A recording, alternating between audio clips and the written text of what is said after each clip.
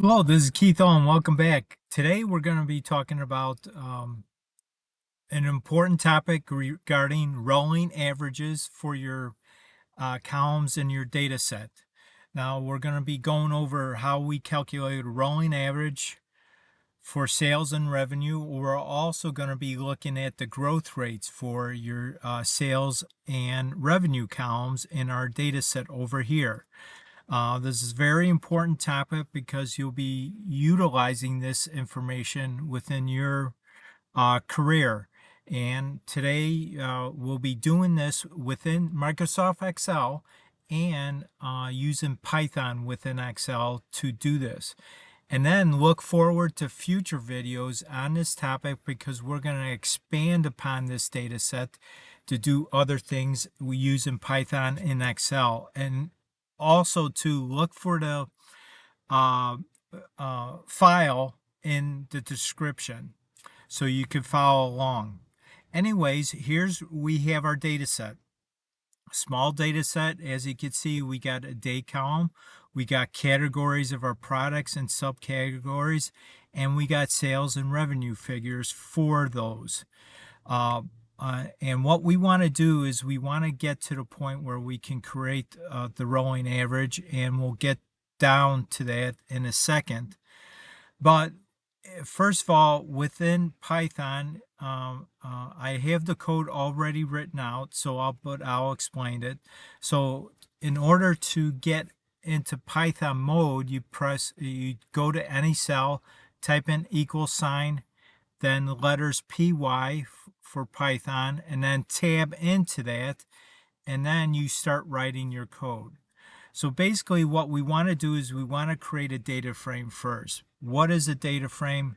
Basically just think of it as a data set.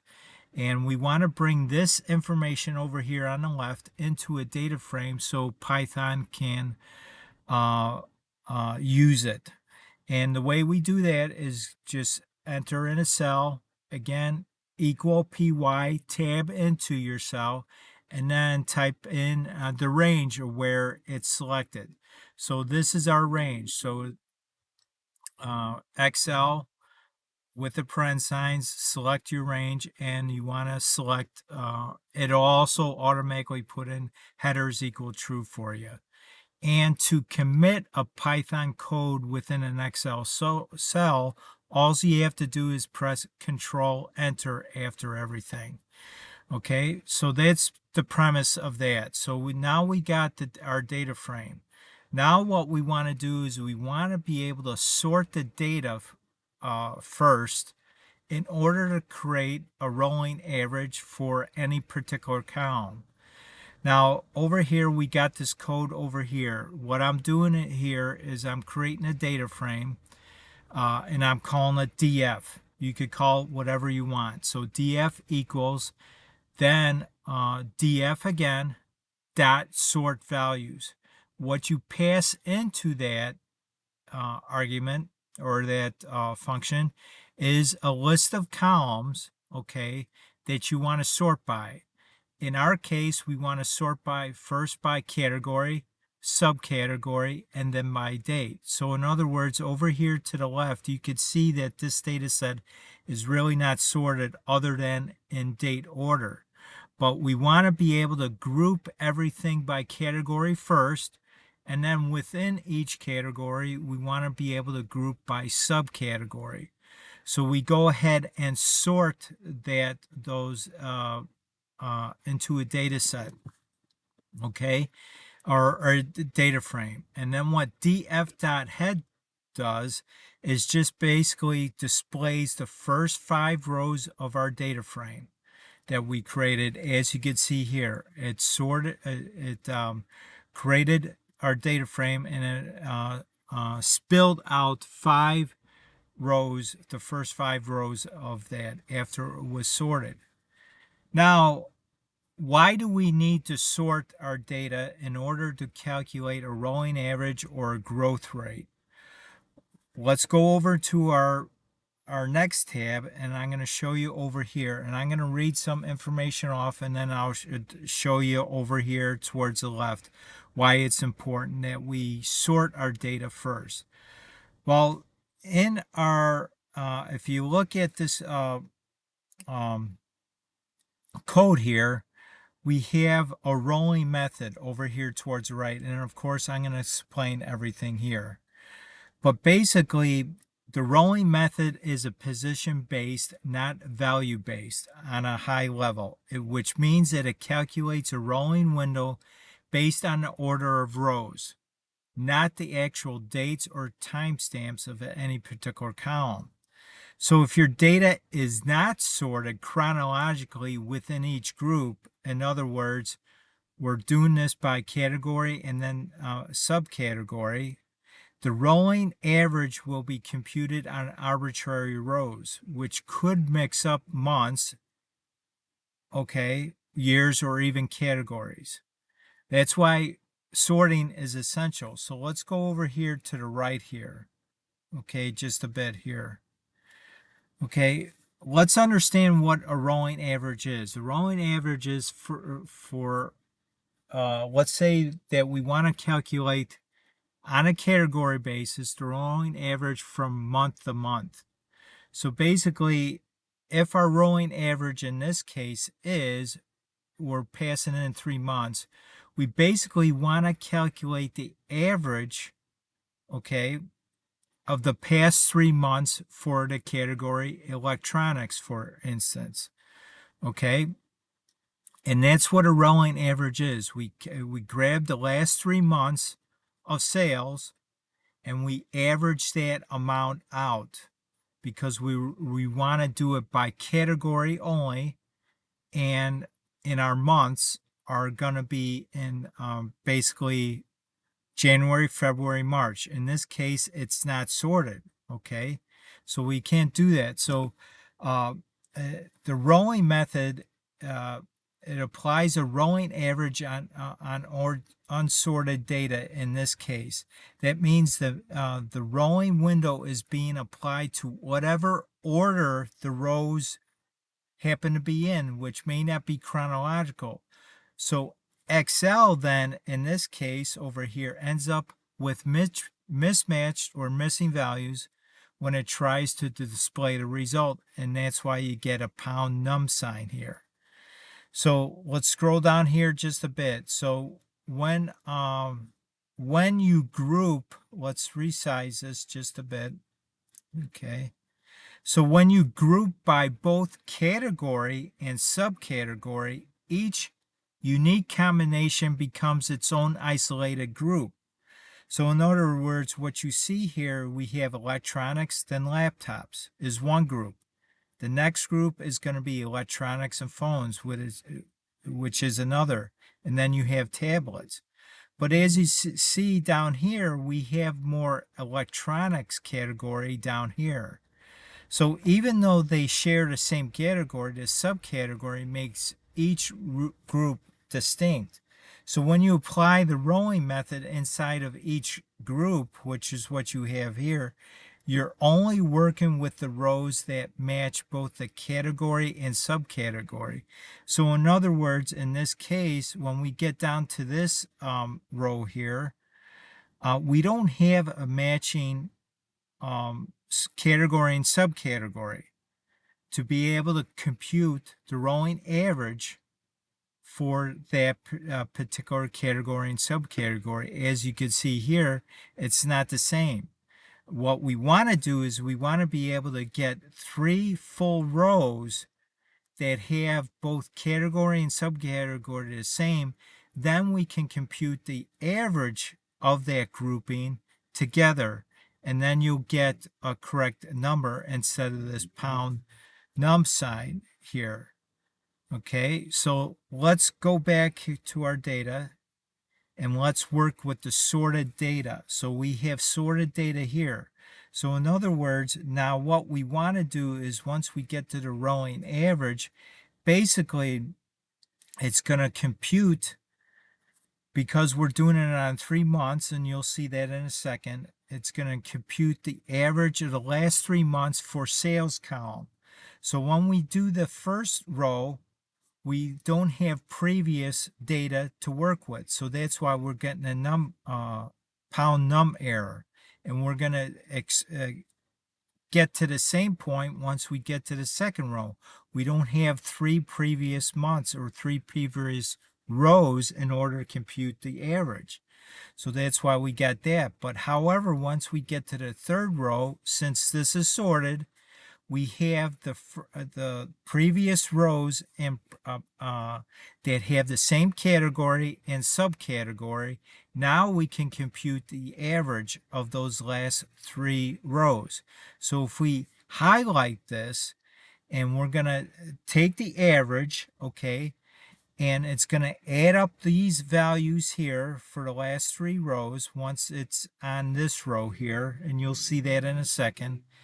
And if you come down here to the status bar in Excel, the average is 272. So if you look over here, then the average is now 272 because we were able to average the last 3 rows in our data frame because we're grouping by category and subcategory. So now let's go over here to this code here. So basically what I'm doing here in our Python code, we're grabbing the data frame because we named this df as data frame, and we're going to group by. So in other words, we want to group by category and then by subcategory. Okay, once we have that grouping by, what do we want to do with that? What column do we want to compute an average for? Well, we want to do it by the sales column. So that's why we have the brackets here. We're accessing the sales column in our data frame. And then what we're going to be doing, we're going to be using the transform method and passing in our data frame. That's what lambda is, okay? And X represents this data frame. And then what we want to do is we want to X dot rowing method. Basically what we want to do is it passes in this data frame on each individual row of that data frame. We're going to be looking at this grouping here. And we're going to be looking at the last 3 periods of that data frame, and then we're going to be calculating the mean of that, like what I said here. So it's going to grab the last 3 rows in our data frame, calculate the mean of that, and then we come up with this value here. If it doesn't have a previous row that matches up with the current row, you're going to get this pound num error here. And all I'm doing is I'm returning the first 5 rows. That's what df.head does. By default, it returns the first 5 rows in your data frame. Okay, so if we scroll down just a bit here, we're going to be doing the same thing, only with the revenue column. It's the same code. The only thing that we change here is we're going to be calculating the rolling average for the revenue column instead. So if we come over here, and we look at the revenue column, if we highlight the first 3 rows in this data frame, because it's grouped and sorted, we can now calculate the mean of that. So if you look down at the status bar in Excel, the average here is 14,780. And if you looked at over here in this column, the rolling average revenue for the first row that we can actually get 3 previous rows, we got 1470. Okay. Now what we want to do is let's look at our sales growth rate. Okay, what we want to do is we want to look at our growth rate. Again, we need to have this be sorted. Okay, this data frame needs to be sorted. Okay, let's go back up here. Okay, that's sorted. Again, we need to have it sorted. So we want to calculate the growth rate for basically each month. So from each month, so from this, from here, so this growth rate here, we get a pound num error because the previous row, there is no previous month here. This begins at the beginning of January of 2020, so we don't have previous data to look at the growth rate from the previous month. So that's why we get a pound num error. But however, once we get down to the next row, we do have a previous data in order to calculate the growth rate or sales growth rate from this month to this month. So how do you calculate the percentage growth rate month over month? So if we look over here, there is a method called percent change. How does it actually calculate the percent change? So this is the actual formula. There's two ways that you could do this. So if the percentage change is taking your current value, okay, which is gonna be our first month here, 320, okay. So we're gonna take that. So we take the current value, in this case, 320, okay. We need to divide that by 358, which is the previous value. We first do that. The answer then becomes a negative number because the previous value was greater than the current value. And then you subtract 1. And once you do that, you come up with this minus 0.1061 and plus all these decimal places. And then you're going to be calculating it the same way. This function calculates the same way by going by doing a percentage change between this current month, which is 138. We're on this row.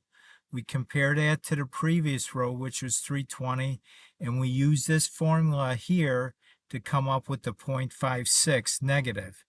Okay, so so that's what the percentage change method will do on your data frame.